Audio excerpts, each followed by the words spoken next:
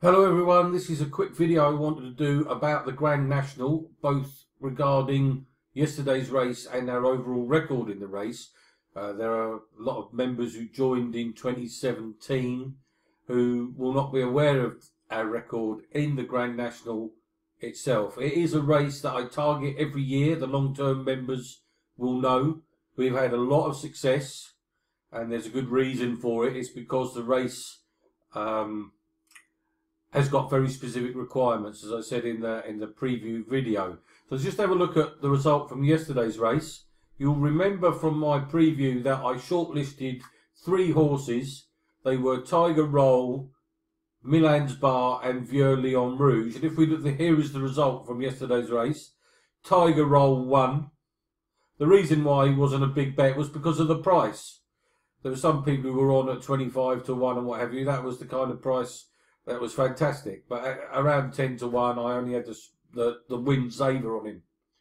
You know, if he'd have been 16 or 20 to 1, I would have been saying 2.5 points each way or something. But anyway, that was the rationale. So we had Tiger Roll. He won the race. Good old boy. Milan's Bar was 5th. There was 40 to 1 available when I put the bet up. 33 to 1 generally. He's run on nicely. He really could have done with a load of rain. He stayed on, if you read here, it says it stayed on into 5th final furlong. What he could have done with is half an inch of rain to fall yesterday morning, Saturday morning, for it to turn into a wet, sloppy mud bath. And a lot of these horses wouldn't have handled that, but he would. But nevertheless, he ran well, got in the frame. And the third one on the shortlist was Vieux Lion Rouge. So out of 39 runners in the end, I selected 3 and they finished 1st, 5th and 9th.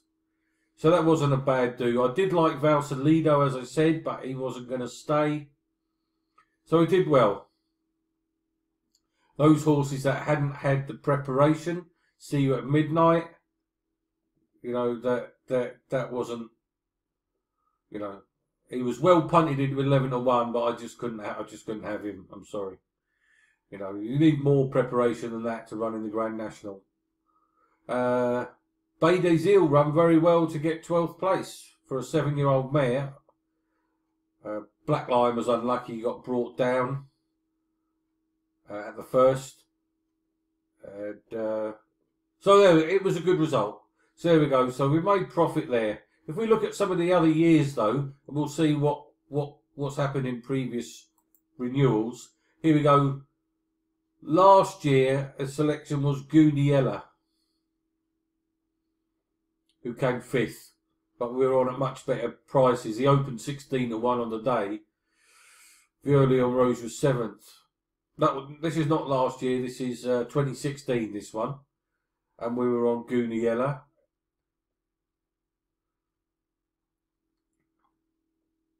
The year before that, Mini Clouds 2015, we were on Monbeg Dude, 40 to 1. Got in the frame. That was the main bet there, if you remember. Monbeg Dude.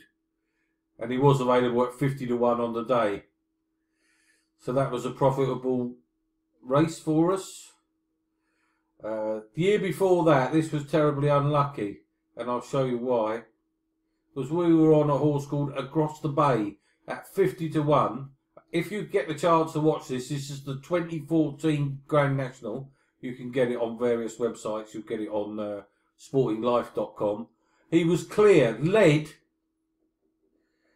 He was clear and jumping really well, this horse Across the Bay. And I don't know if you remember what happened, but he got carried right out by a loose horse on the bend. And that was his chance done. He was trading about 4 or 5 to 1 in running at the time. That was after the 16th fence.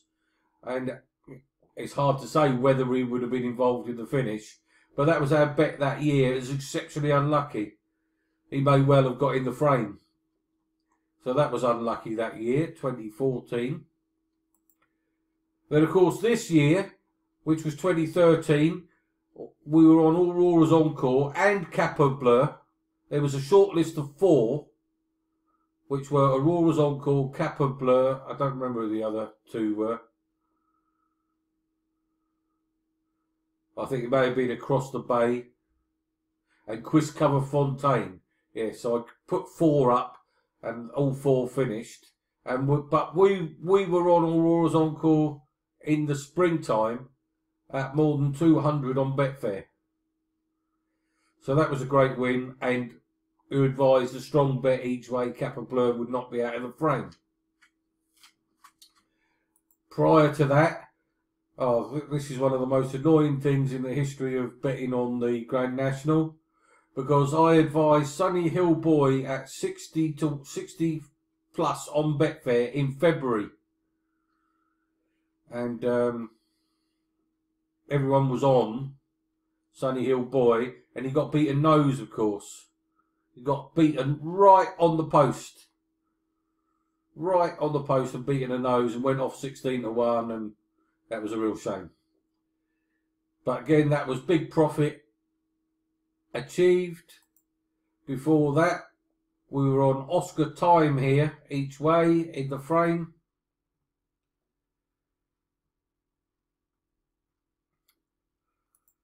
Before that,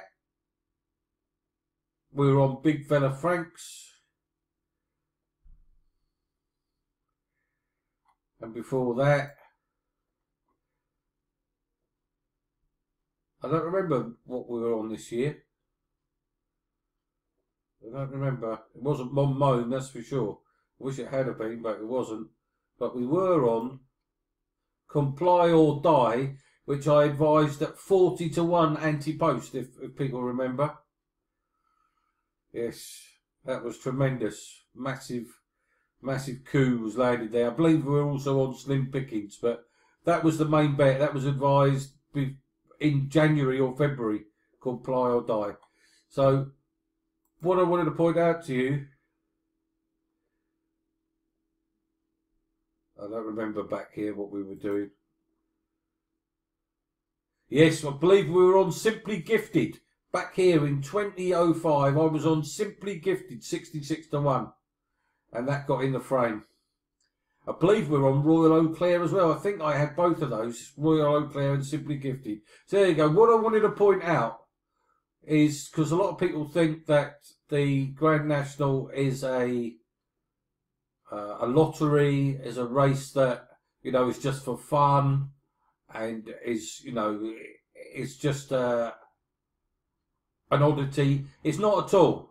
It's a race which is eminently solvable, and because of the prices that are available, it is possible to make significant profits in the long run betting on this race, and we have done. Last year, of course, we had the 2017 renewal, which was here. I advised before the Cheltenham Festival the maximum each way bet, and I advised everyone to put it in all your each way doubles and trebles with all the Cheltenham horses.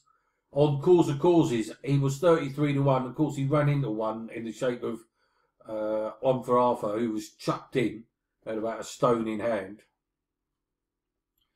But nevertheless, Cause of Causes ran on well, and we were on at 33-1, and he got second place. So again, there was more big profit in 2017. So this is what I want to point out for the future. If you're staying with me and with the service, that every year the Grand National is a race that gets taken very seriously and provides good betting opportunities. And as I say, yesterday in the Grand National, 3 horses advised, and they all completed, and they all finished in the top 9, including a winner and a placer. So there we go. Hope you enjoyed that.